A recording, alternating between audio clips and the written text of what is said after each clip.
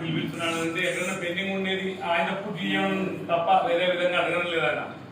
ఎక్కడైనా రోడ్డు మధ్యలో ఆగిపోయినాము, ఎంతవరకు ఉన్నాయి, ఎట్లా మూవ్ అవుతుంది, ఎంత ఖర్చు అవుతుంది, వాటర్ ఉంది, వాటర్ ట్రీట్ ఉంది.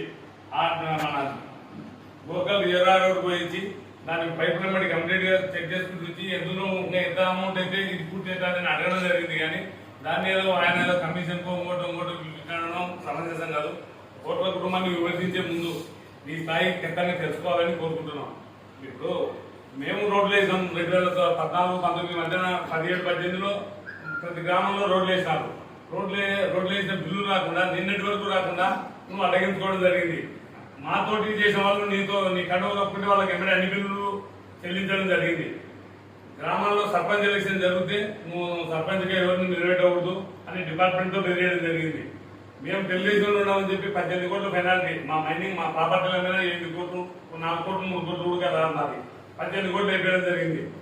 పంచాయతీ గ్రామ పంచాయతీకి పోయి వాటర్ అడిగితే కమిషనర్ క్యాస్ట్ ఏందో మాకు తెలియదు. వాస్తవంగా క్యాస్ట్ తెలియదు, నీళ్లు రావడం లేదని చెప్పి మా కౌన్సిలర్ అడిగితే పోవడం జరిగింది.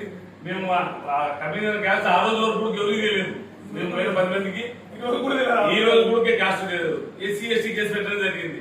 ఎన్ని అక్రమంగా నీతో తిరిగినాం. మేము 2006 నుంచి ముందు నుంచి నియమడే ఉన్నాం. నువ్వు మామూలుగా సర్పంచ్. నేను ఒకటే చెప్తున్నా, నువ్వు ఇప్పటికైనా మారడం మారుతున్నా.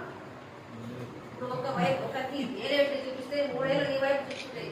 అది తెలుసుకో, నీ వైపు ఎన్ని తప్పులు ఉన్నాయి. పెట్టి ఓటమి భాగంలో జీవించుకున్నాక అవార్డులు చెవార్డులు ఆయన ప్రిస్టేషన్ వల్ల 3 నెలల తర్వాత వచ్చి అట్లా